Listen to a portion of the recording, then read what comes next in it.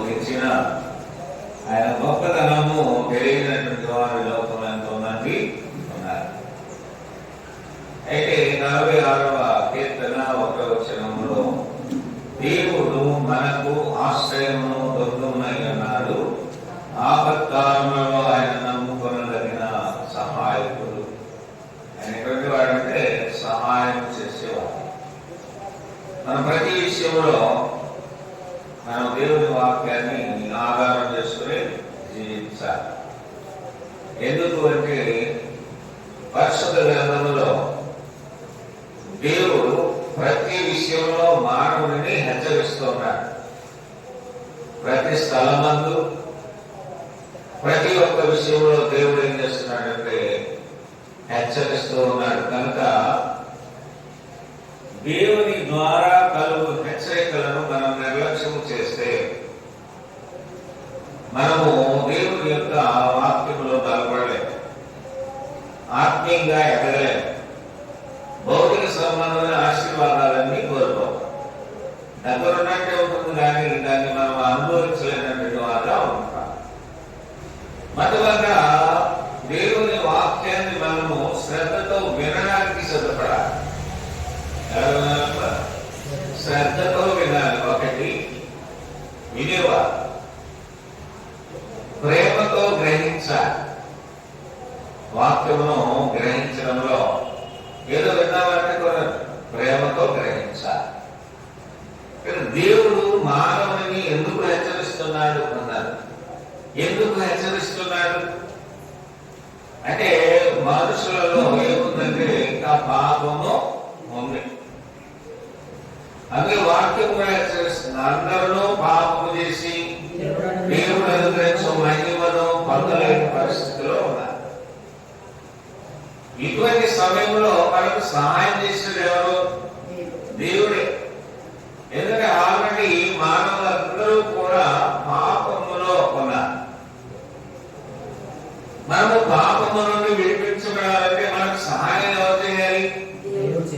దేవుడే చేయాలి. అందుకనే ఇక్కడ మనం దేవుని ద్వారా కలుగు హెచ్చరికలను మనం నిర్లక్ష్యం చేయకుండా గ్రహించాలి.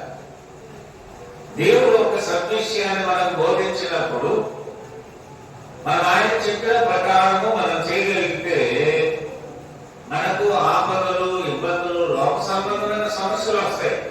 కానీ ఆత్మీయంగా పరలోక రాజ్యాన్ని చేరుకునే విధానంలో ఏ ఆటంకాలు లేకుండా ఆత్మీయంగా ఎదుగుతాం. అన్ని విషయాల్లో ధైర్యం కలిగి ఉంటాం, అన్ని విషయాల్లో విశ్వాసం కలిగి ఉంటాం, అన్ని విషయాల్లో నిబ్బరముతో నిలకడతో సంఘంలో ఉంటాం. మనం చేసే ప్రతి కార్యము కూడా నమ్మకంతో చేస్తాం. ఎందుకు? దేవుని హెచ్చరికల ద్వారా మనము నడిపించబడుతున్నాం కనుక. దేవుడు ప్రతి వ్యక్తిని ఎందుకు హెచ్చరిస్తున్నాడు సంఘంలో దేవుని వాక్యము ద్వారా అంటే మానవులు చెడిపోవటం దేవునికి ఇష్టమో కాదు. మానవులు చెడిపోవటం దేవునికి ఇష్టమో కాదు. అందుకనే దేవుని వాక్యంలో మనం ఆలోచన చేసినప్పుడు మీకా గ్రంథము 6వ అధ్యాయము అసలు యెహోవా దేవుడు నిన్ను అడిగేది ఏంటి? మీకా గ్రంథం 6వ అధ్యాయము 8వ వచనం.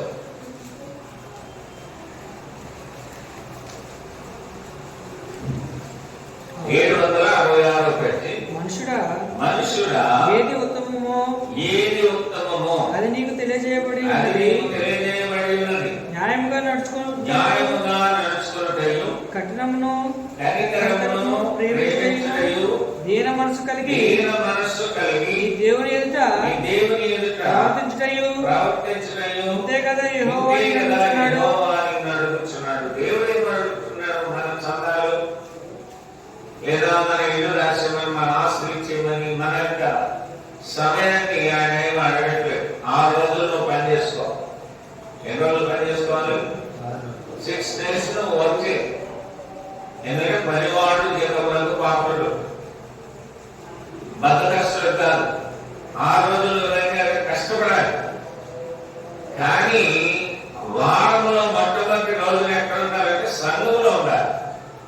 అదే కదా ఆయన అడిగేది. అందుకంటే మించి మీ బంగారాలు ఇవ్వండి, మీ ఆస్తులు ఇవ్వండి అని ఏం అడగట్లేదు. అందుకే మనుషుడా ఏది ఉత్తమమో అది నీకు తెలియజేయబడినది. బైబిల్ ఏం తెలియజేస్తుంది? ఉత్తమమైన వాటిని తెలియజేస్తుంది. అదే దేవుడు నిన్ను అడుగుతున్నాడు. నెంబర్ 1, న్యాయముగా నడుచుకోవాలి. దేవుని బిడ్డలు ఎలా ఉండాలి? న్యాయముగా ఉండాలి, దేవుని పక్షముగా. రెండవది, కనికరమును ప్రేమించటయు. ఆయన కనికరము గల దేవుడు కనుక మనం కూడా దేవుని ఎడల కనికరము కలిగి ఆయన్ను ప్రేమించాలి. దేవుడు లోకాన్ని ప్రేమిస్తున్నాడు కనుక మనం కూడా దేవుని ఏం చేయాలి? ప్రేమించాలి. ఎందుకంటే ఆయన ప్రేమ వెనుక ఏముందంటే ఒక గొప్ప ఆశీర్వాదము. ఏంటది? నిత్య దేవుడు మీకు ఇవ్వబోతున్నాడు, మన అందరికీ ఇవ్వబోతున్నాడు. ఏమవబోతున్నాడు? 3:16 యోహాను సువార్తలో నిత్య జీవము అక్కడ ఇవ్వబడుతుంది. కనుక దేవుడు లోకమును ఎంతో ప్రేమించాడు కనుక మనం ఏం చేయాలి? ఇప్పుడు దేవుని ఒకసారి ఆ మాట చదువుదాం. యోహాను సువార్త 3:16 అందరూ కూడా చదవాలి.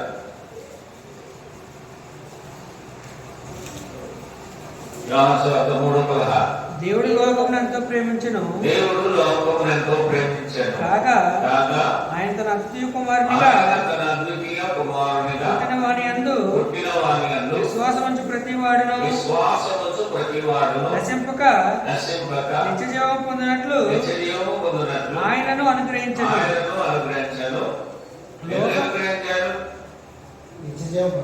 మనము మరణ స్థితిలో ఉన్నటువంటి మనల్ని నిత్య జీవంలోకి నడిపించాలని దేవుని ఉద్దేశం. కాబట్టి ఆయన ప్రేమించే దేవుడు ఆయన. మనము కూడా దేవుని ప్రేమించాలి. మనం కూడా ఏం చేయాలంట? దేవుని ప్రేమించాలి. తర్వాత మిగతా ప్రేమ. కనుక న్యాయముగా నడుచుకోవాలి దేవుని పక్షంగా. రెండవది, కనికరమును ప్రేమించే దీన మనస్సు కలిగి మనం దేవుని ఎదుట గర్విష్ఠులుగా ఉండకుండా దీన మనస్సు కలిగి ఏం చేయాలంట? నీ దేవుని ఎదుట నీ దేవుని ఎంత ప్రవర్తించాలి. ఇక్కడ దీన మనస్సు దేనికి సాదృశ్యం అంటే తగ్గింపు చేయడానికి సాదృశ్యం. వాక్యం ఏమంటుందంటే తను తాను తగ్గించుకున్నవాడు హెచ్చింపబడు. సుగంధ తైలము కంటే మంచి పేరు మేలు. ఎన్నో హెచ్చరికలను దేవుడు మనల్ని ఉద్దేశించి ఆయన హెచ్చరిస్తూనే ఉన్నాడు. కనుక మన మనస్సులో ఎలా ఉండాలి? దీనత్వముతో కూడినటువంటి దీన మనస్సు కలిగి నీ దేవుని ఎదుట, నీకంటూ ఒక దేవుడు ఉన్నాడు కనుక ఆయన ఎందుకు ఎలా ఉండాలంటే ప్రవర్తన బాగుండాలి. నీ దేవుని ఎదుట నీ ప్రవర్తన ఎలా ఉండాలి? దీన మనస్సు కలిగి నీ దేవుని ఎదుట ప్రవర్తిస్తూ ఉండాలి. అందుకే ప్రసరీ గారు కూడా చెప్తున్నారు ఏమని? నీవు దేవుని మందిరానికి పోయినప్పుడు నీ ప్రవర్తన జాగ్రత్తగా చూస్తున్నాము. ఏంటి ఆ జాగ్రత్తలు? ఎన్నో ఉన్నాయి. దేవుని మందిరానికి వచ్చే ముందు సిద్ధపడాలి, వచ్చేటప్పుడు బైబిల్ తెచ్చుకోవాలి, సెలవు తెచ్చిన దాని మీద బైబిల్ ఉండాలి. దేవుని బిడ్డలకు వచ్చిన వెంటనే చదివేటప్పుడు బైబిల్ చూడాలి, వాక్యం చెప్పేటప్పుడు శ్రద్ధతో వినాలి. ఇవన్నీ ప్రవర్తనకు సంబంధించి. ఇచ్చేటప్పుడు దేవునికి ఇవ్వాలి. ఇవ్వలేనటువంటి వాడు ఏం పొందారంటే నష్టపోయారు. ఇచ్చినటువంటి వారు ఫలితాన్ని పొందుతారని దైవవాక్యం తెలియజేస్తుంది. అందుకే మంచి విత్తనములు విత్తువాడు మంచి పంటను కోస్తాడు. కనుక ప్రియమైన దేవుని బిడ్డలారా, దేవుడిని అడిగేదాన్ని గమనించి హెచ్చరికను పొందుకోవాలి. ఏమంటారు ఇప్పుడు? చదవండి ఒకసారి మీకు గ్రంథం 6:8. మనుషుడా అందరూ చదవండి. మనుషుడా ఏది ఉత్తమమో అది నీకు తెలియజేయబడి ఉన్నది. న్యాయముగా నడుచుకొనుటయు, కనికరమును ప్రేమించుటయు, దీన మనస్సు కలిగి దేవుని ఎదుట ప్రార్థించుటయు ఇంతే కదా దేవుడు అంటున్నాడు. అంతేనా? కాబట్టి నన్ను అడుగుతున్నారు, మిమ్మల్ని కూడా అడిగింది అదే. రెండవది ఏంటంటే యోగు యొక్క స్థితిని మనం కూడా అలవాటు చేసుకోవాలి. ఆయన దేవుని అంతగా నమ్మాడు. దేవుని ఎందుకు ఎలా ఉన్నాడంటే ఆయన, మనం దేవుని వాక్యాన్ని చూస్తే 1వ అధ్యాయము యోగు గ్రంథం ఊజు దేశమందు యోగు ఎటువంటి వాడు? చదవండి 1:1. ఊజు దేశమందు యోగు అని ఒక మనుషుడుండెను. అతడు యథార్థవర్తనుడును న్యాయవంతుడినై దేవుని యందు భయభక్తులు కలిగి చెడుతనమును విసర్జించిన వాడు. చెడుతనమును అంటే ఆయన ఎందుకు చూపెట్టాడు మనకి? ఆయనలో ఉన్నటువంటి గుణ లక్షణాలను, అంటే దేవుని ద్వారా ఆయన ఏం కలుగుతాడంటే ఆ లక్షణాలన్నీ అలవాటు చేసుకున్నాడు. అందుకే పరిశుద్ధ గ్రంథంలో, పాత నిబంధన గ్రంథంలో యోగు గారిని మన ముందు ఉంచుతూ ఉన్నాడు. ఈరోజు హెచ్చరిస్తూ ఉన్నాడు.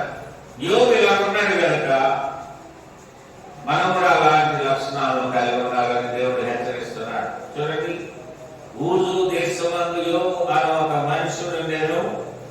అతడు యథార్థవర్తనుడును న్యాయవంతుడునై దేవుని యందు భయభక్తులు కలిగి చెడుతనము విసర్జించిన వాడు. ఇప్పుడు సంఘంలో ఉన్న మనము వాక్యం విని విశ్వసించి ఒప్పుకొని మార్పల్సు పొంది ఆయన నామంలో బాప్తిసం పొందిన మనమందరము కూడా ఎలా ఉండాలని బైబిల్ తెలియజేస్తుంది. యథార్థవంతులుగా ఉండాలి సంఘ సభ్యులు, సేవకుడు. రెండవది న్యాయముగా నడుచుకోవాలి. రెండో లక్షణం ఏంటి? న్యాయముగా నడుచుకోవాలి. మూడవ లక్షణము దేవుని యందు భయభక్తులు కలిగి ఉండాలి. దేవుని యందు ఏం కలిగి ఉండాలి? భయము కలిగి భక్తి కలిగి ఉండాలి. నాలుగో లక్షణం ఏంటి? చెడుతనము విసర్జించాలి. ఇది విడిచిపెట్టకుండా అన్ని కలిగి ఉన్నానంటే ఏంటంటే కూడా, అంటే ఈ 4 లక్షణాలు కూడా ఆత్మీయంగా మనందరినీ కూడా దేవుడు ఆత్మీయంగా బలపరచడానికి హెచ్చరిస్తున్నారు. కాబట్టి యోగు లాంటి స్వభావము, క్రీస్తు లాంటి స్వభావము మనకు కూడా ఉండాలి. వారిని దేన్ని ప్రేమించాలంటే యథార్థంగా నడుచుకోలేను అనుకున్నారు. న్యాయముగా ఉండాలి, నేను దేవుని యందు భయభక్తులు కలిగి ఉండాలి, చెడుతనాన్ని విసర్జించాలి. నిజమైన మారు మనసు గుర్తింటే చెడుతనాన్ని విసర్జించాలి. అదే విషయాలు మనం ఎప్పుడు కూడా గుర్తుంచుకొని మనల్ని మనం హెచ్చరించుకుంటూ ఉండాలి. మూడవది ఏంటంటే, నిన్ను ఆయన ఏం చేస్తున్నాడంటే ఏర్పరచుకున్నాడు అన్న విషయము చాలా మంది తెలియదు. ఏదో మార్గంగా రక్షణ ఉద్దేశం, కానీ దేవుడు వాక్యం చూద్దాం. ద్వితీయోపదేశ కాండము 14వ అధ్యాయము, ద్వితీయోపదేశ కాండము 14వ అధ్యాయము 1-2 వచనాలు. మీరు మీ దేవుడైన యెహోవాకు బిడ్డలు గనుక చనిపోయిన వాడెవరిని బట్టి మిమ్మల్ని మీరు కోసుకొనకూడదు. మీ కనుబొమ్మల మధ్య బోడి చేసుకోనకూడదు. ఏలైనగా దేవుడైన యెహోవాకు నీవు ప్రతిష్ఠిత జనము మరియు యెహోవా భూమి మీద ఉన్న సమస్త జనములలో విశేషముగా తనకు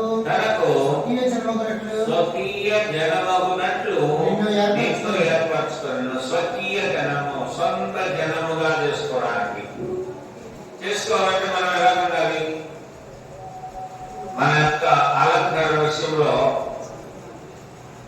దేవుడు చెప్పినట్టే ఉండాలి తప్ప మన ఇష్టానుసారంగా చేస్తే ఏముందంటే, మీరు మీ దేవుడైన యెహోవాకు బిడ్డలు. అయ్యా, మీరందరూ ఎవరి బిడ్డలు? దేవుని బిడ్డలు కనుక చనిపోయిన వాడెవరిని బట్టి మిమ్మును మీరు కోసుకొనకూడదు అంటే గాయం చేసుకోకూడదు. మనం ఎవరి బిడ్డలము? దేవుని పిల్లలు. కాబట్టి మనము మన శరీరాన్ని గాయపరచుకోకూడదు. ఇంకొక హెచ్చరిక ఉంది ఇక్కడ, మీ కనుబొమ్మల మధ్య ఓడి చేసుకోకూడదు. చాలా మంది స్త్రీలు కావచ్చు, పురుషులు కావచ్చు, ఓడి చేసుకోవడం మంచిది కాదు. ఎక్కడ? కనుబొమ్మల మధ్య. ఈ కనుబొమ్మలు ఉన్నాయి, వీటి మధ్యన కూడా ఏం చేస్తున్నారంటే వాటిని ఏం చేస్తున్నారు? బోల్డ్ చేసేసుకుంటున్నారు. దేవుని పిల్లలైన మనము ఇంటి వాటికి దూరంగా ఉండాలి. ఐబ్రోస్ కట్ చేసుకుంటారు చాలా మంది.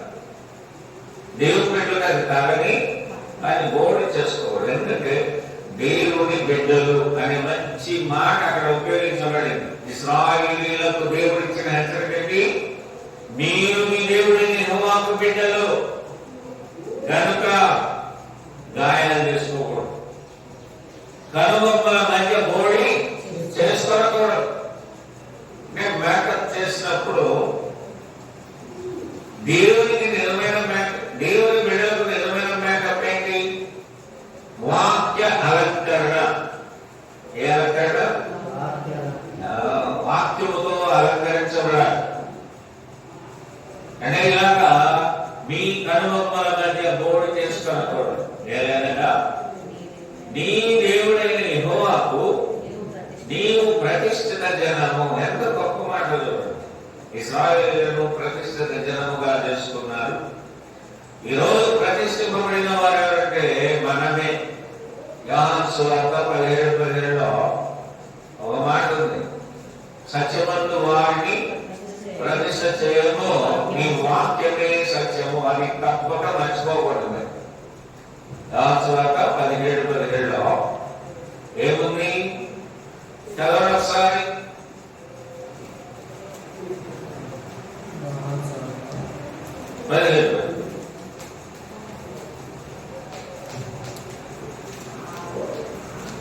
యోహాను సువార్త సత్యమందు వారిని ప్రతిష్ఠ చేయము, నీ వాక్యమే సత్యం. అది మనము ప్రతిష్ఠిత జనము కనుక ఎందులో ప్రతిష్ఠింపబడి ఉన్నామో కూడా మనం గ్రహించాలి. ఎందులో ఉన్నామంట? సంఘానికి ఏమి హెచ్చరిస్తున్నాడు?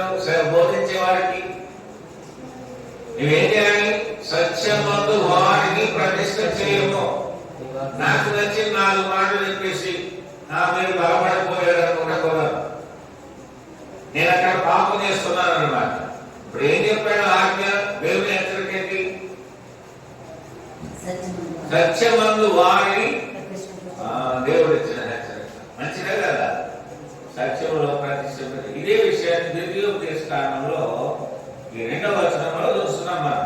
నీ దేవుడైన యెహోవాకు నీవు ప్రతిష్ఠిత జనము మరియు యెహోవా భూమి మీద ఉన్న సమస్త జనములలో విశేషముగా తనకు స్వకీయ జనమగునట్టు నిన్ను ఏర్పరచుతాడు. ఏ జనం అంట? స్వకీయ జనము. కాబట్టి దేవుని బిడ్డలారా మనం చాలా జాగ్రత్తగా ఉండాలి. దేవుని చేత ఏర్పరచబడినవా అలాంటి ఇశ్రాయేలీయులు కావచ్చు, నేను మనం కావచ్చు. కాబట్టి ఈ విషయంలో మనం జాగ్రత్తగా ఉండాలి. తర్వాత నోవాహు కూడా కొన్ని హెచ్చరికలు ఇచ్చాడు. మనకు కూడా హెచ్చరిక ఉంది ఇందులో. ఆదికాండము 6వ అధ్యాయము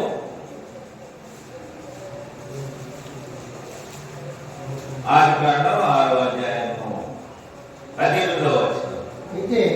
అయితే నీతో నా నిబంధన స్థిరపరచుదును, నీవును నీతో కూడా నీ కుమారులను, నీ భార్యయు, నీ కోడళ్ళను ఆ ఓడలో ప్రవేశింపవలను. అనగా సంఘములో. అక్కడేమో నోవాహు గారు ఓడ నిర్మించి దేవుని మాట ప్రకారం నిర్మించి ఆయన ఏం చేశాడంటే తన కుటుంబాన్ని అంతటినీ కూడా ఓడలోకి తీసుకువెళ్ళారు దేవుని మాట ప్రకారం. ఇక్కడ అదే దేవుని మాట మనల్ని కూడా హెచ్చరిస్తూ ఉంది. ఏమనంటే, అయితే నీతో నా నిబంధన స్థిరపరచదును. నిబంధన చేస్తున్నాడు, స్థిరపరుస్తానంటున్నాడు దేవుడు. కాబట్టి నీవును, నీతో కూడా నీ కుమారులను, నీ భార్యయు, నీ కోడళ్లను ఎక్కడికి ప్రవేశించాలంట? ఆ ఓడలో ప్రవేశింపవలను. ఎవరి మాట? మాస్టర్ గారి మాట, దేవుని మాట. అందుకే ఇక్కడ హెచ్చరికలు అన్న దేవుడు హెచ్చరిస్తున్నాడు. ప్రతి కుటుంబంలోని బిడ్డలు ఎందులోకి రావాలంటే ఓడలోనికి రావాలి, సంఘంలోనికి రావాలి. ఎవరన్నా మిస్ అయ్యాడేమో చూడండి. నీతో కూడా నీవును, నీతో కూడా నీ కుమారులను, నీ భార్యలు, నీ కోడళ్లను ఆ ఓడలో ప్రవేశింపవలను. ప్రేమ దేవుడు పెట్టారా? ఇదొక హెచ్చరిక. సంఘంలో మన ఫ్యామిలీ మొత్తం ఉండాలి. మనం ఎన్ని పనులు చేసినా, ఎంత గొప్ప కార్యాలు ఏ స్థితిలో ఉన్నా, మనం మన యొక్క కుటుంబాలన్నీ ఎక్కడ ప్రవేశించాలి? చెప్పడం కదా 18వ వచనంలో, ఆ ఓడలో ప్రవేశింపగలడు అన్నాడు. అంటే సంఘంలో ప్రవేశించాలి. ఇది ఎవరిచ్చిన మాట?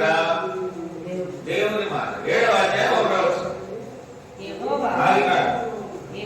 యెహోవా ఈ తరము వారిలో నీవే నా ఎదుట నీతిమంతుడవై ఉండుట చూచితిని గనుక నీవును నీ ఇంటి వారు నీవును నీ ఇంటి వారు అంటే ఫ్యామిలీ మెంబర్స్ అందరూ కూడా ఎక్కడ ఉండాలి? మనం ఏదైనా ఒక ఫంక్షన్ వెళ్తే, ఏదైనా శుభప్రదమైన కార్యక్రమాలకు వెళ్తే అందరూ వెళ్తారా లేదా? పిల్లలు అదే కదా. ఇక్కడ అదే అంటున్నా, యెహోవా ఈ తరము వారిలో నీవే నా ఎదుట నీతిమంతుడవై ఉండుట చూసితిని గనుక నీవును నీ ఇంటి వారును ఓడలో ప్రవేశించు. కొంతమంది మిస్ అయ్యారు. అంటే ఇప్పుడు వాడలో ఎందులోకి రావాలి? ఓడలోకి రావాలి. ఓడలో ప్రవేశించిన జనాంగం ఏమైపోయారంటే చనిపోయారు, మరణించారు. ఎందుకంటే సువార్త ప్రకటించబడినప్పుడు వాక్యములకు మాత్రమే మనం లోబడి సంఘంలో ఉండాలి. దేవుని బిడ్డలారా, ఈ మాటలో బట్టి కనుక నోవాహుకు దేవుడు ఆజ్ఞాపించింది ఏంటంటే, మీ ఫ్యామిలీ మొత్తం కూడా ఎక్కడ ఉండాలని చెప్తున్నాడు? ఓడలో. ఓడ అనగా సంఘమునకు సాదృశ్యం. ఓడ అంటే ఓడలో సంఘానికి సాదృశ్యం ఏంటంటే ఓడ. అందుకని ఆ ఓడలో అందరూ ప్రవేశించారు. ఫ్యామిలీ కుటుంబం అంతా అందరూ కూడా రక్షణ పొందారు. ప్రవేశింపలేనటువంటి వారు, అందులోకి వెళ్ళాలన్న ఉద్దేశమే లేనటువంటి వారు ఏమైపోయారంటే ఆ జలప్రలయంలో నశించిపోయారు. 5వ పాయింట్, దేవుడి నుంచి ఆశీర్వాదాలు ఏంటి అంటే చూద్దాం. ఆదికాండము 9వ అధ్యాయము 1వ వచనం. మరియు దేవుడు నోవాహును అతని కుమారులను ఆశీర్వదించి మీరు ఫలించి అభివృద్ధి పొంది భూమిని నింపుడి అంటున్నాడు. ఇది ఒక హెచ్చరిక. ఏం చేయాలట? ఫలించి అభివృద్ధి పొంది. అతని కుమారులను ఆశీర్వదించాడు. నోవాహును అతని కుమారుడు. ఇప్పుడు నీకు కుమారులు ఉన్నారు, నోవాహు బలుని ఉన్నావు. ఇప్పుడు దేవుడు మిమ్మల్ని ఏం చెప్తున్నాడంటే ఆశీర్వదించాడు. ఆశీర్వదించి మరలా ఏమంటున్నాడు? మీరు ఫలించాలి. ఫలించడం అంటే దేవుని కొరకు గొప్ప కార్యాలు చేయాలి. సంఘంలో ఉండి దేవుని యొక్క కార్యక్రమాల్లో పాల్గొనలు పొందాలి. అది ఫలించడం. చూడండి, మనం ఈత చెట్టులో ఆ కాయలు చూసినప్పుడు మొదలు ఎలా ఉంటుంది? పచ్చిగా ఉంటుంది. మళ్ళీ ఒక విధమైన రంగు వస్తుంది. మళ్ళీ పండుతుంది. పండిన తర్వాత తీయదనం వస్తుంది. అంటే రుచి కలిగి ఉండాలి. అందుకే ఇక్కడ మీరు ఫలించి అంటారు. దేవుని బిడ్డలారా మీరందరూ కూడా ఫలించాలి. మనమందరము ఫలించాలి. ఫలించడం అంటే దేవుని కొరకు మనం ఉపయోగపడాలి. ఫలించడం అంటే అది మన కొరకు మనం చేసుకోవడం కాదు. ఫలించడం అంటే దేవుని కొరకు నీవు పని చేయాలి. దేవుడు చెప్పింది చేయాలి. దేవుని ఆరాధనలో నీవు తండ్రి అయిన దేవునికి మాత్రమే మహిమపరచాలి. అంతేకాకుండా ఈ రీతిగా చేసి అభివృద్ధి పొందాలి. మీరు ఎప్పుడు ఒకేలా ఉంటే కుదరదు. ఏం చేయాలి మీరందరూ?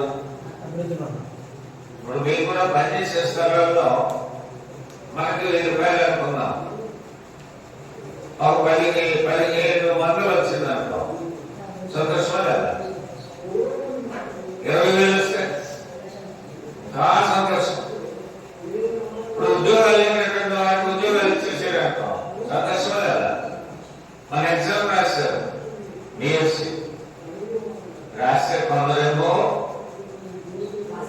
అర్హతలు పొందుకున్నారు, కొంతమంది పొందరు. అలాగని నిరుత్సాహపడాల్సిన అవసరం లేదు. నీకు దేవుడు అప్పగించిన పనిని నేను ఎలా చేయాలి? ఇప్పుడు ఏదైనా పూర్తి కొరకే. పెద్దలనే వారు కోటి విద్యలు పూర్తి కొరకే. అది ప్రైవేట్ జాబ్స్ కావచ్చు, గవర్నమెంట్ జాబ్స్ కావచ్చు, లేదా కలెక్టర్ కావచ్చు, కండక్టర్ కావచ్చు. ఏది ఏమైనా నీ పనిలో నీవు అభివృద్ధి చెందాలి. నీ పనిలో నీవు ఎలా ఉండాలంట? అభివృద్ధి చెందాలి. అంటే ఇంప్రూవ్మెంట్ చేసుకోవాలి. దేవుడు అదే కోరుకుంటున్నాడు. మీరు ఫలించి అభివృద్ధి పొంది భూమిని నింపడి, భూమి మీద కూడా మీ పిల్లలను దేవుని కొరకు ఉపయోగించాలి. మీ సంతానము దేవుని కొరకు ఉపయోగించాలి. వారు ఉపయోగపడాలి. అనే భూమిని నింపుడి అంటే తల్లిదండ్రుల కనుక భార్యాభర్తలకు దేవుడు పిల్లలు ఇస్తే ఆ పిల్లలతో పాటు తల్లిదండ్రులు కుటుంబం అంతా కూడా ఎక్కడ ఉండాలంట? సంఘంలో ఉండి ఏం చేయాలంట? సంఘమును నింపాలి. భూమిని నింపడం అంటే ఆ జనం లోపల ఎంతమంది ఉన్నారు? ఇక్కడ మన బాధ్యత ఏంటి? దేవుడు ఇచ్చిన మాట ప్రకారం సంఘమును సంఖ్యలో నాణ్యతలో నింపాలి. అవునా? ఇప్పుడు ఇంట్లో భీమ అయిపోతాం ఏం చేస్తాం? తెచ్చుకుంటావా లేదా? అలాగే దేవుని సంఘములో సభ్యులు తగ్గకుండా ఏం చేయాలంటే కష్టపడుతూనే ఉండాలి. సంఘ సభ్యులు సేవకులు వస్తారు లేకపోతే లేదని అనుకోకూడదు. పోగు చేయాలి. అలా చేస్తే మనకు కాపరిగా ఆయన ఉంటాడు. మనకి ఎవరు కాపరి?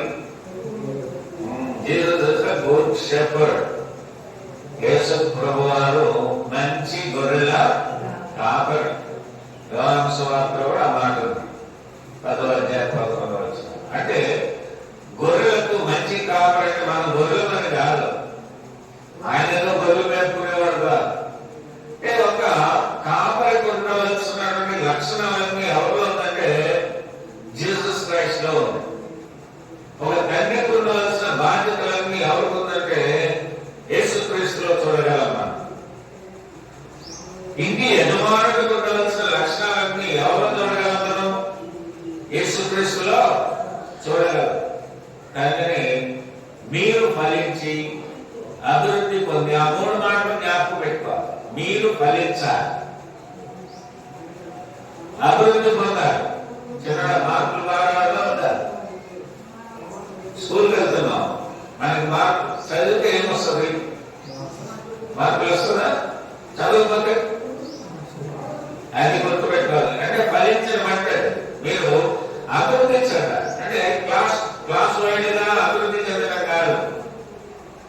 మీరు చదివే చదువులోనే, చేసే పనిలోనే ఘనంగా మీరు అభివృద్ధి చెందాలి. అలాగే సంఘమును కూడా మీరు మరవకుండా సంఘంలో ఉండడానికి ప్రయాసపడాలి. ఒక ఫ్యామిలీ సంఘంలో తప్పకుండా ఉండాలి.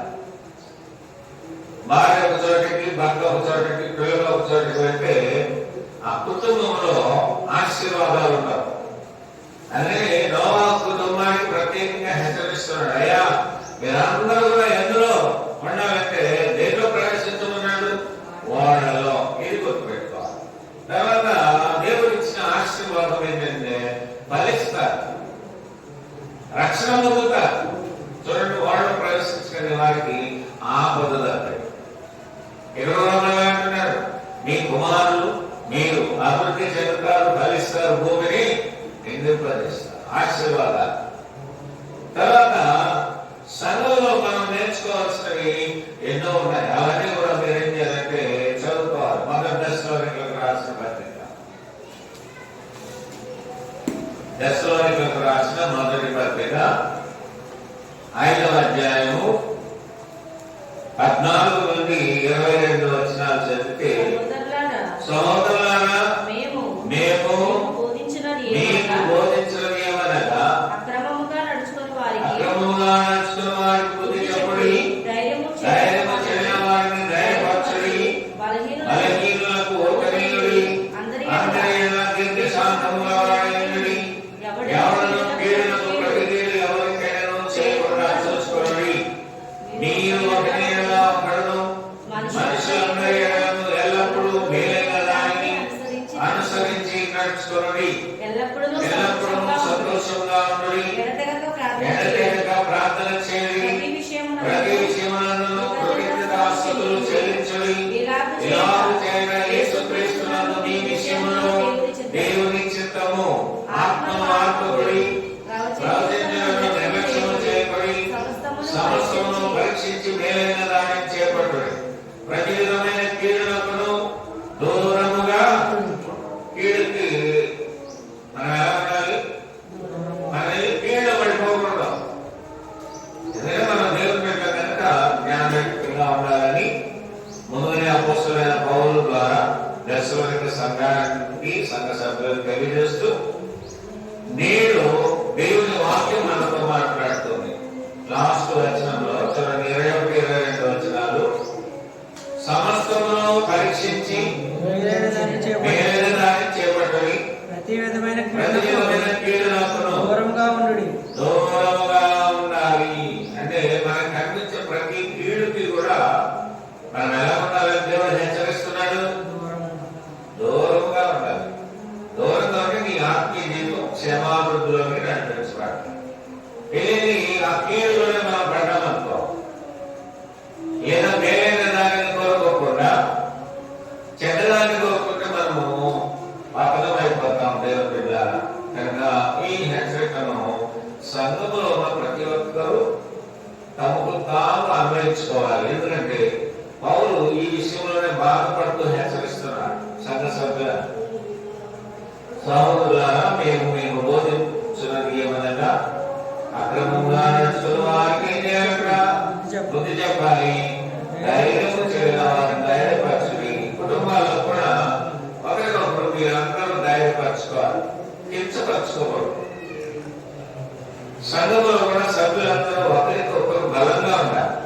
కుటుంబంలో కూడా అంటే భార్యాభర్తలు కానీ, పిల్లలు తల్లిదండ్రులకు కానీ, తల్లిదండ్రులు పిల్లలకు కానీ, లేదా వృద్ధులైనటువంటి వారికి కానీ, సంఘంలో సంఘ సభ్యులకు కానీ ఒకరికి ఒకరు ఎలా ఉండాలంటే మనము ధైర్యం చెప్పుకోవాలి. ఏ ప్రాబ్లం, మేమందరం ఉన్నాం, దేవుడు ఉన్నాడు, మన దేవుడు అని మనం ధైర్యం చెప్పుకోవాలి.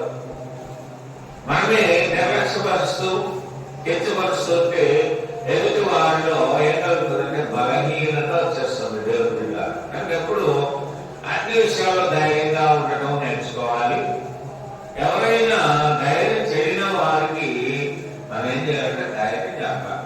భార్య అధైర్యపడ్డా, భర్త అధైర్యపడినా, పిల్లలు అధైర్యంగా ఉన్నా, భయపడ్డా, మనం ఏం చేయాలంటే మనమందరం కూడా సంఘంలో ఉన్న బిడ్డలమే కనుక ధైర్యంగా ఉండటము, ధైర్యం చెప్పడం నేర్చుకోవాలి. నిరుత్సాహపరచుకోవడం. కనుక ఈ విషయాల్లో సంఘానికి ఆయన హెచ్చరిక చేస్తున్నాడు. చివరిగా తీర్పు రాసిన పత్రిక, ఏ క్రియలను కలిగి ఉండాలి అనే విషయాన్ని కూడా బైబిల్ మనకి బోధ చేస్తుంది. తీర్పు రాసిన పత్రిక 3వ అధ్యాయము 14వ వచనం. మనవారును 198వ పేజీ 3వ అధ్యాయము 14వ వచనం. మనవారును నిష్ఫలులు కాకుండా నిమిత్తము అవసరమును బట్టి సమయోచితముగా సత్క్రియలను శ్రద్ధగా చేయుటకు దేవుని బిడ్డలమైన మనము, బాప్తిసం పొందిన మనము, ప్రభు బలం తీసుకునే మనము ఎలా ఉండాలంట?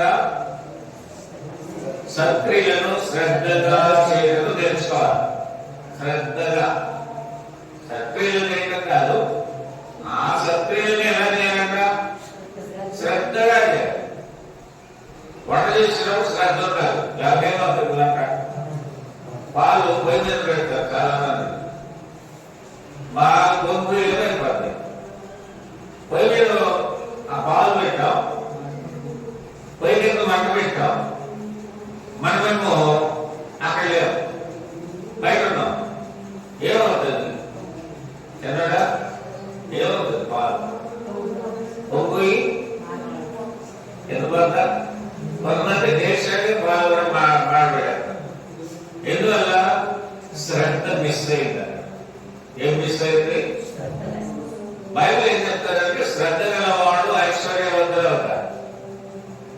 శ్రద్ధ లేకపోతే మన జీవితాల్లో అన్నీ పోతాయి. అనేక అంటాడు, మన వారు నిష్ఫలులు కాకుండా నిమిత్తము. సంఘంలో మన వారందరూ నిష్ఫలులు అంటే ప్రయోజనము లేని స్థితిలోకి వెళ్ళిపోకుండా వారికి అవసరమును బట్టి సమయోచితముగా వాళ్ళు ఏది ఆశిస్తూ ఉన్నారో అవసరతను బట్టి సమయోచితముగా సత్క్రియలను శ్రద్ధగా చేయడం నేర్చుకోవాలి. అవసరాన్ని బట్టి మన సోదరులకు లేదా సంఘంలో ఉన్న సభ్యులకు ఏది అవసరమో గమనిస్తూ మనం ఉండాలి. నీకు అవసరం వచ్చినప్పుడు ఏం చేయాలి? సేవకుడుగా నేను నీ కొరకు నేను ప్రార్థన చేయాలి, మీ గృహాలను దర్శించాలి, ఎలాగున్నారని పరామర్శిస్తూ ఉండాలి. అది నా బాధ్యత. ఇక్కడ అదే చెప్తున్నాడు, మన వారు నిష్ఫలులు కాకుండా నిమిత్తము అవసరమును బట్టి, అవసరం ఉన్నది, అవసరతను బట్టి సమయోచితముగా, సమయం సందర్భాన్ని బట్టి సత్క్రియలను, మంచి క్రియలను శ్రద్ధగా చేయటం. ఎలా చేయాలంటే మనం చేసే మంచి కార్యాలు, మీ ఆయన భోజనం పెడుతున్నాం లేదా మీ ఎవరితో మాట్లాడుతున్నాం, శ్రద్ధగా మాట్లాడాలి, శ్రద్ధగా వడ్డించాలి. మంచి కోరికే సంతోషంగా పెట్టడం, చాలనుకో ఇవి పోసుకొని అంటాం. అంటే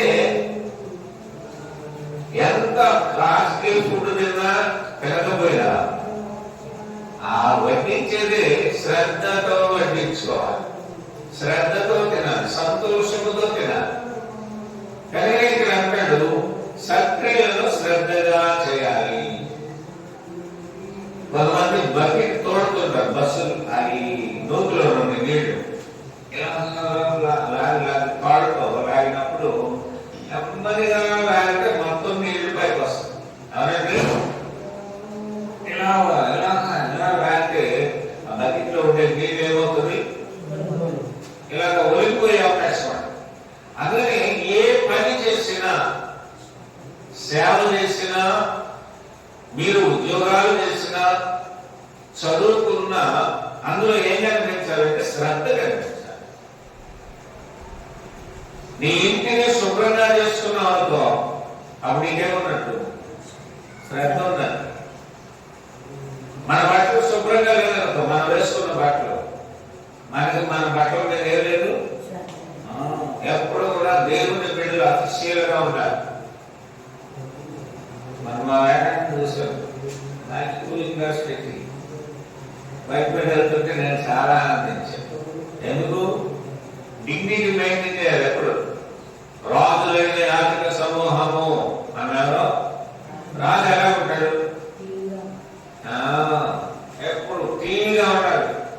యాక్టివ్గా ఉండాలి. సమస్యలు ఉండొచ్చు, సమస్య ఉన్న దాన్ని ఎలా ఎదిరించాలంటే వాక్యము చేత మాత్రమే ఎదిరించాలి. కాబట్టి దేవుని బిడ్డలైన మనము సక్రియలను శ్రద్ధగా చేయటకు ఏం చేయాలని చెప్తుంది బైబిల్? నేర్చుకోవాలని ఉందా, నేర్చుకోకుండా ఉందా? చూడండి ఏముందట, శ్రద్ధగా చేయటకు మీకు బాధ్యత ఉంది, చేయాలి. ఆ పని ఎలా చేయాలి? శ్రద్ధగా. ఏంటి శ్రద్ధగా చేసేది? దానికి ముందు రండి. సక్రియలను సమయోచితముగా అలా పోతుంటే దానిలో పోవడానికి సబ్జెక్ట్ ఉంది. ఏదో అయిపోయింది అనుకోకూడదు. మనకి అక్కడ ఎన్నో బాధ్యతలు దేవుడు అప్పగించారు. మనకి ఏం కాకుండా ఉండాలని, నిష్ఫలులు కాకుండా నిమిత్తము, అదే చాలా ఇంపార్టెంట్. అందులో మనం ఏ పని చేసినా ఫలితము లేని విధానంలో కాకుండా సంఘములో ప్రతి ఒక్కరూ కూడా నిష్ఫలులు కాకుండా ఉండడానికి అవసరమును బట్టి సమయోచితముగా సత్క్రియలను అనగా మంచి క్రియలను శ్రద్ధగా అంటే ఆసక్తితో చేయడానికి ఏం చేయాలంట? నేర్చుకోవాలి. చెడు కార్యాలు నేర్చుకోవడం కాదు. సంఘానికి, నీ కుటుంబానికి, నీ కుటుంబ సభ్యులకు ఏది అవసరమో, నీ తల్లిదండ్రులకు ఏది అవసరమో, నీ భార్యకు నీ భర్తకు ఏది అవసరమో, నీ పిల్లలకు ఏది అవసరమో, నీ తోటి వారికి ఏది మంచిదో దాన్ని చేయవలసిన బాధ్యత ఎవరి మీద ఉందంటే దేవుని బిడ్డలమైన మనందరి మీద ఉంది. అందుకే ఒక పనిని దేవుడు అప్పగించాడు. ఎవరికి? నోవా గారికి అప్పగించడం జరిగింది. వాళ్ళందరూ పని చేశారు, శ్రద్ధతో చేశారు, దేవుని మాటకు లోబడిపోయారు.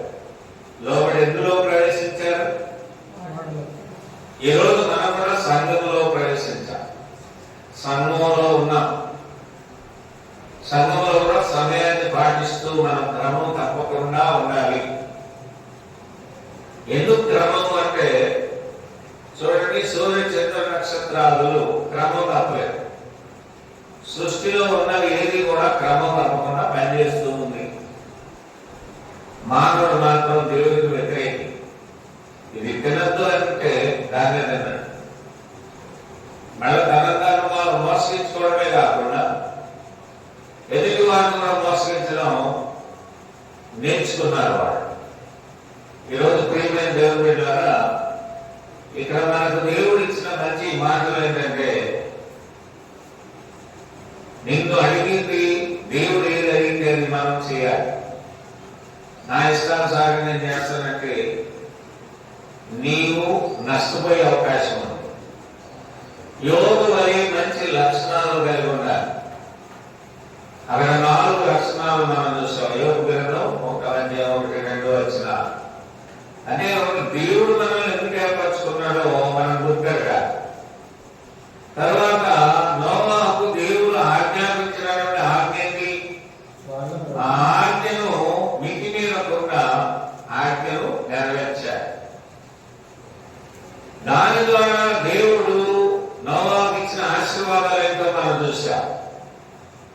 తర్వాత సంఘంలో మనం ఉండి నేర్చుకోవాల్సిన కార్యాలను దేవుడు వాక్య రూపంలో హెచ్చరిస్తున్నాడు సంఘంలో ఉన్న సభ్యులను. అంటే రక్షణ పొందిన వారు, అంటే వంచబడిన వారు, బాప్తిజం పొందినటువంటి వారు సంఘంలో నేర్చుకోవాల్సిన సంగతులన్నీ ట్రైనింగ్ ఇచ్చాడు, దేవుడు తెలియజేశాడు. చివరిగా మనము ఏ క్రియలను కలిగి ఉన్నారో కూడా దేవుని వాక్యం తీర్పు పుస్తకంలో తెలియచేయబడింది. కనుక మనందరం కూడా ఆ రీతిగా ఉండి దేవుడిని ఆత్మతో సత్యంతో ఆరాధించాలి. తండ్రి కోరిన ఆరాధన మాత్రమే మనం చేయాలి. నాకు ఇష్టమైనది మీరు చేయకండి. ఎవరు చెప్పి చేయాలి? తండ్రి అయిన దేవుడు కోరిన ఆరాధన చేసే ప్రతి ఒక్కరిని ఆ రీతిగా సంఘంలో ఆరాధన నేర్పిస్తున్నటువంటి సంఘాన్ని దేవుడు దీవిస్తాడు. మానవ కల్పితములతో మనము పరలోక రాజ్యాన్ని చేరలేము. ఒక మాట ఉంది, యోహాను సువార్త 14:6 చదవండి. ఎవరి ద్వారా వెళ్తామంట మనం పరలోకం? చదువుదాం. నేనే, యేసుక్రీస్తు చెప్తున్నా, నేనే మార్గమును సత్యమును జీవమును, నా ద్వారా తప్ప ఎవరు తండ్రి వద్దకు. ఇప్పుడు యేసుక్రీస్తు మనకు మారే పౌలు ఆ విషయాన్ని గుర్తెరిగినటువంటి గొప్పవాడు కనుక అతనికి మాదిరిగా ఎవరు తెలుసుకున్నాడంటే యేసుక్రీస్తు అంటే మాదిరిగా వచ్చున్నాడు. వేరే పేర్లు ఏమి పెట్టలేదు. ఏ పేరు పెట్టుకున్నారు అర్థమే. ఆది నుండి అంతము వరకు ఉన్నటువంటి దేవుడు ఎవరంటే యేసుక్రీస్తు వాడు. నీలో జీవమై ఉన్న దేవుడు ఎవరు? ఎవరు? జీవము కలిగిన దేవుడు ఎవరు? యేసుక్రీస్తు వాడే. అందుకే ఆయన అంటున్నాడు, నేనే మార్గమును సత్యమును జీవం. కనుక ఈ విషయం గుర్తెరిగి మనమందరం ఎలా ఉన్నాం? దేవుని ఆజ్ఞలకు, దేవుని హెచ్చరికలకు లోబడతామా వద్దా? దేవుడు ఎందుకు హెచ్చరిస్తున్నాడు ఒక వ్యక్తిని అంటే, ఒక వ్యక్తి నాశనం అయిపోవడం దేవుడికి ఇష్టమో కాదు. ఒకవేళ నీవుగా చెడు చేసుకుంటే వాటికి కూడా పనిష్మెంట్ దేవుడు ఇస్తాడు. కనుక నీవు పరిశుద్ధంగా జీవించాలి, దేవుని సంఘంలో మంచి సభ్యులుగా ఉండాలి. దేవుడు ఇచ్చినటువంటి ప్రతి విధమైనటువంటి హెచ్చరికలను మనం ఏం చేయాలంటే అనుసరించాలి. ఆ హెచ్చరికలను మనం కానీ నిర్లక్ష్యం చేస్తే మనం ఓడ వెలుగులు ఉంటాం. దేని వెలుగులు ఉంటాం? ఓడ వెలుగులు ఉన్నటువంటి వారు ఏమయ్యారు? లోతు బాగా వెనక్కి చూసింది, ఏమైపోయింది? పుస్తకం అయిపోయింది. అలాగే ఓడలో ఉన్నవారు దేవుని పని చేశారు. నీటిలో నశించుతున్నటువంటి వారు దేవుని పని చేయలేదు. వాళ్ళ పనులు వాళ్ళు చేస్తున్నారు సొంత కార్యాలు. కాబట్టి దేవుని బిడ్డల మీద మనం చాలా జాగ్రత్తగా ఉన్నాం. దేవుని హెచ్చరికల్లో ఎప్పుడు కూడా నిర్లక్ష్యం చేయకండి. ఉన్నట్టుగా చేయగలిగితేనే నీకు పరలోకం. ఉన్నట్టుగా చేయకపోతే దేవుని ఆశీర్వాదాలను ఏమాత్రము పొందుకోరు. అయితే లోకంలో అన్ని దేవుడు ఇస్తాడు. మరణించిన తర్వాత మరొక జీవితం ఉంది. ఆ జీవితం మనకు కావాలి అంటే, పరిశుద్ధులున్న స్థలంలో మనం ఉండాలంటే, దేవుడిని మహిమపరచాలంటే, ఆయన ఉన్నటువంటి పరలోక రాజ్యంలో మనం కూడా ప్రవేశించాలంటే, దేవుని హెచ్చరికలను నిర్లక్ష్యం చేయకుండా మనమందరం కూడా భయముతో భక్తితో ఉన్నాం. దేవుని వాక్యానికి లోబడ్డాం. ఏ చిన్న పొరపాటు చేసినా దేవునికి లెక్క చెప్పాలి. కనుక ప్రేమ దేవుని బిడ్డలారా, ప్రియ సంగమా, మీరందరూ కూడా వాక్యాన్ని విన్నారు. మీ గృహాలకు వెళ్ళాక ఈ రెఫరెన్స్ అన్ని చదువుకోండి. మీరు ఆత్మీయంగా ఎదగాలని దేవుని ఉద్దేశం. మనమందరము ఎదగాలని, అభివృద్ధి చెందాలని, ఫలించాలని దేవుని ఉద్దేశం. కనుక దేవుని ఉద్దేశాన్ని మనము ప్రేమతో స్వీకరించి ఆత్మ సంబంధంగా మీరందరూ అభివృద్ధి చెందాలని మాటలు తెలియజేస్తూ, వినిన మీ అందరికీ కూడా ప్రత్యేకంగా వందనాలు తెలియజేస్తూ, మీరు మీ కుటుంబాలు ఫలించాలని, అభివృద్ధి చెందాలని, ఆత్మీయంగా ఎదగాలని మాటలు తెలియజేస్తూ, ఇంతతో ఈ వాక్యాలను ముగిస్తూ మీరు